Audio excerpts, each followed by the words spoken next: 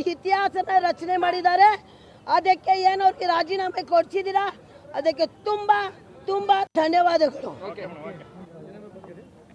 ಏನು ಧರ್ಮೇಂದ್ರ ಪ್ರಧಾನ್ ಅವರು ರಾಜೀನಾಮೆಯನ್ನು ಕೊಟ್ಟಿದ್ದಾರೆ, ಬಹಳ ಖುಷಿ ತಂದಿದೆ.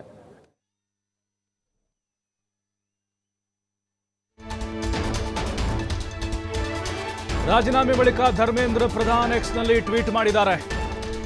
ದೇಶ ವಿರೋಧಿಗಳು ಪರಿಸ್ಥಿತಿ ಲಾಭವನ್ನ ಪಡಿಬಾರದು, ಖಂಡಿತ ನಾವು ಒಪ್ಕೊಳ್ತೀವಿ. ದೇಶ ವಿರೋಧಿ ಚಟುವಟಿಕೆಗೆ ಇಲ್ಲಿ ಅವಕಾಶ ಸಿಗಬಾರದು, ನ್ಯಾಯಯುತವಾದಂಥ ಪ್ರತಿಭಟನೆ ಆಗಲಿ. ದೇಶವು ಎಂದಿಗೂ ಕೂಡ ಒಗ್ಗಟ್ಟಿನಿಂದ ಇರಬೇಕು. ಹೌದು, ಒಗ್ಗಟ್ಟಿನಿಂದ ಇರುತ್ತೆ. ವಿದ್ಯಾರ್ಥಿಗಳು ಕಾನೂನು ಸಂಕಷ್ಟದಲ್ಲಿ ಸಿಕ್ಕಾಕೊಳ್ಬಾರ್ದು, ಅಂದರೆ ಸುಮ್ಮನೆ ಕೇಸ್ ಹಾಕಿಸ್ಕೊಳ್ಬಾರ್ದು ಅಂತ ಕಲ್ಲು ಹೊಡೆದು ಲಾಠಿ ಹೊಡೆದು.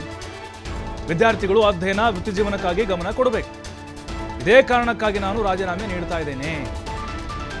ಪ್ರಧಾನಿ ಮೋದಿಗೆ ರಾಜೀನಾಮೆ ನೀಡಿದ ಬಳಿಕ ಧರ್ಮೇಂದ್ರ ಪ್ರಧಾನ್ ಟ್ವೀಟ್ ಮೂಲಕ ಈ ವಿಚಾರವನ್ನು ತಿಳಿಸಿದ್ದಾರೆ. ನೋಡಿ, ಅದು ಎಲ್ಲವನ್ನೂ ಕೂಡ ಒಪ್ಕೊಳ್ಬೇಕು ಅಂತ ಏನಿಲ್ಲ. ದೇಶವು ಎಂದಿಗೂ ಒಗ್ಗಟ್ಟಿನಿಂದ ಆಯಿತು. ದೇಶ ಒಗ್ಗಟ್ಟಿನಿಂದನೇ ಇದೆ. ಈಗ ದೇಶ ಅಂತ ಬಂದಾಗ ಎಲ್ಲರೂ ಒಗ್ಗಟ್ಟಾಗ್ತಾರೆ. ಮತ್ತು ದೇಶ ವಿರೋಧಿಗಳು ಪರಿಸ್ಥಿತಿ ಲಾಭವನ್ನು ಪಡಿಬಾರ್ದು. ಹೌದು, ದೇಶ ವಿರೋಧಿ ಯಾರ್ಯಾರು ಚಟುವಟಿಕೆ ಮಾಡಿದ್ದಾರೋ ಅವ್ರ ವಿರುದ್ಧ ಕ್ರಮ ಆಗಲಿ. ಆದರೆ ನ್ಯಾಯಯುತವಾದಂಥ ಪ್ರತಿಭಟನೆ ಏನು ವಿದ್ಯಾರ್ಥಿಗಳು ಮಾಡ್ತಿದ್ದಾರೆ ಅವ್ರಿಗೆ ಜಯ ಸಿಕ್ಕಿದೆ.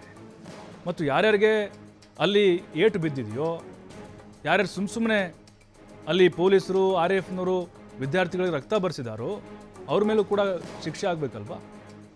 ನೋಡಿ, ಅವ್ರು ಹೇಳಿದ್ದಾರೆ, ಧರ್ಮೇಂದ್ರ ಅವರು, ವಿದ್ಯಾರ್ಥಿಗಳು ಅಧ್ಯಯನ ಕಡೆಗೆ ಗಮನ ಕೊಡಬೇಕು, ವೃತ್ತಿ ಜೀವನ ಕಡೆಗೆ ನೀವು ಗಮನ ಹರಿಸಿ. ಇದೇ ಕಾರಣಕ್ಕಾಗಿ ನಾನು ರಾಜೀನಾಮೆ ನೀಡ್ತಾ ಇದ್ದೇನೆ. ಇದು ಕೂಡ ಒಂದು ಕಾರಣ. ಯಾಕೆಂದರೆ ಧರ್ಮೇಂದ್ರ ಪ್ರಧಾನ್ ರಾಜೀನಾಮೆ ಕೊಡದೇ ಇದ್ದರೆ ಪರಿಸ್ಥಿತಿ ಮತ್ತೆ ವಿಕೋಪಕ್ಕೆ ಹೋಗ್ತಿತ್ತು.